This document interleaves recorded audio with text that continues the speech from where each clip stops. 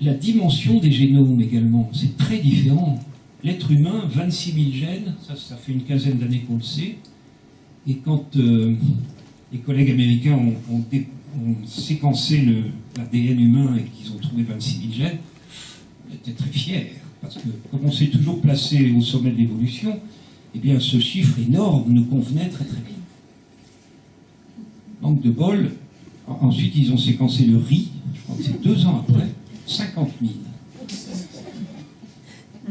Alors, j'ai vécu de près cette histoire-là. On s'est dit, c'est bête.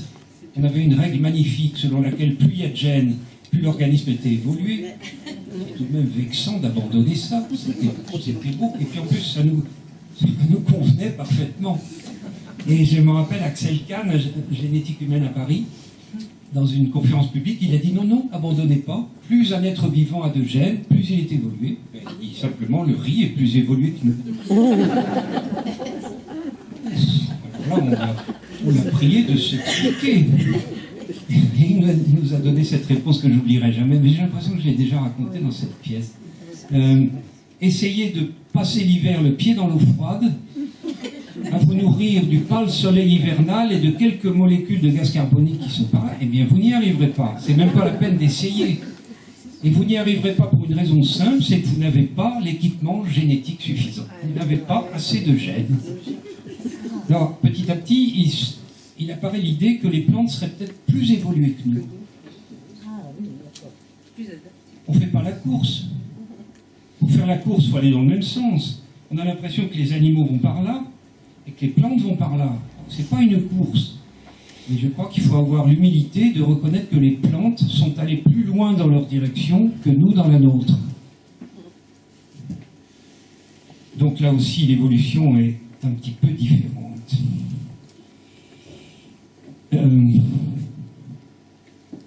Oui, une grosse différence aussi, c'est que dans un animal ou un être humain, il y a un génome. Moi, j'ai mon génome dans chacune de mes cellules.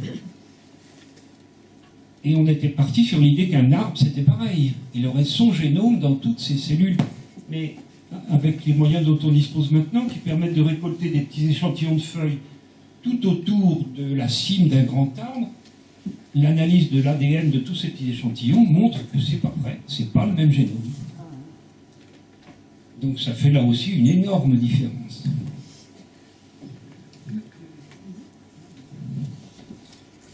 Les rôles écologiques sont évidemment très différents. La plante, c'est un petit schéma très simple, enfin, ça dit bien ce que ça veut dire, la plante, elle concentre l'énergie. Et si vous voulez avoir accès à cette énergie, vous prenez un arbre, vous coupez le tronc, vous faites des bûches, vous faites un feu. Là, vous allez voir l'énergie que cet arbre a stockée, l'énergie solaire que cet arbre a stockée pendant toute sa vie. L'animal, lui, il disperse l'énergie. Ça n'a vraiment rien à voir. Je voudrais, ça c'est pour les paysagistes, Véro. Les paysages, ils sont très souvent définis selon la composante végétale. Une steppe, une prairie, une savane, une mangrove, un maquis, une garrigue, une forêt, etc. Il n'y a pas de référence à l'animal là-dedans, c'est une référence à la dimension des plantes.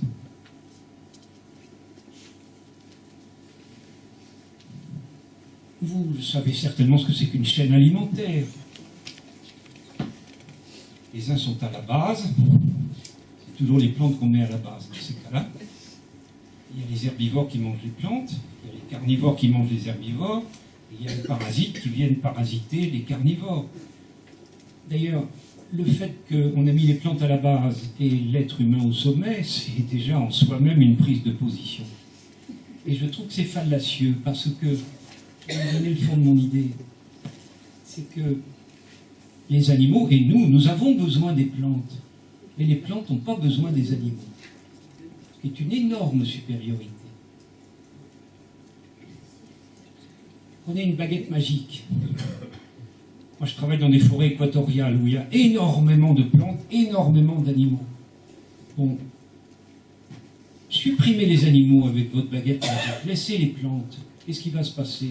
Mais rien du tout. Vous revenez un siècle après, 2 siècles après, la forêt sera toujours là. Je ne vois pas ce qui la modifierait. Peut-être que sur le très très long terme, il y aura quelques différences, mais en tout cas, rien dans l'immédiat. Reprenez la baguette magique, cette fois-ci, faites l'inverse. Retirez les plantes en laissant les animaux. Alors là, vous allez voir, en 48 heures, il n'y a plus rien. Une odeur de mort. C'est tout ce qu'on aura. Non, les animaux ont besoin des plantes. Les plantes n'ont pas besoin des animaux. J'insiste là-dessus. Si j'exagère, vous me le direz.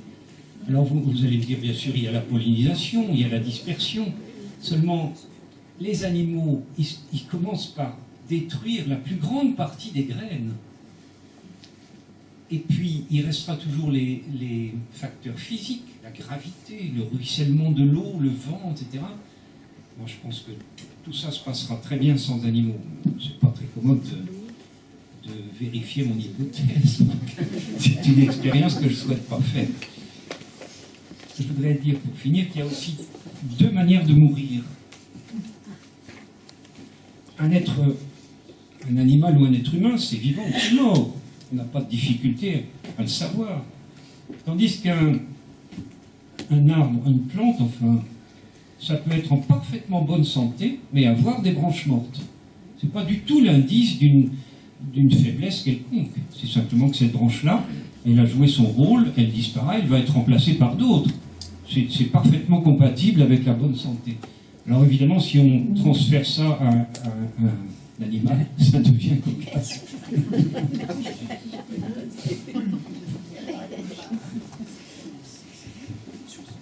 Voilà, je voudrais dire pour finir que l'essentiel pour moi c'est la vie. Je ne crois pas qu'il y ait de différence vraiment fondamentale entre les plantes et les animaux. L'essentiel, c'est que ça soit vivant dans les 2 cas. D'ailleurs, je vous ai montré tout à fait au début que les bases même de la vie, la cellule, la génétique, tout ça, c'est exactement pareil. Et c'est tout de même le plus important. Donc l'essentiel de la biologie des 2 groupes, c'est des similitudes. Je récuse l'idée d'une forme de vie inférieure qu'on voit encore trop souvent dans la presse, dans les journaux, dans les films, etc. Pour moi, ça ne tient pas la route.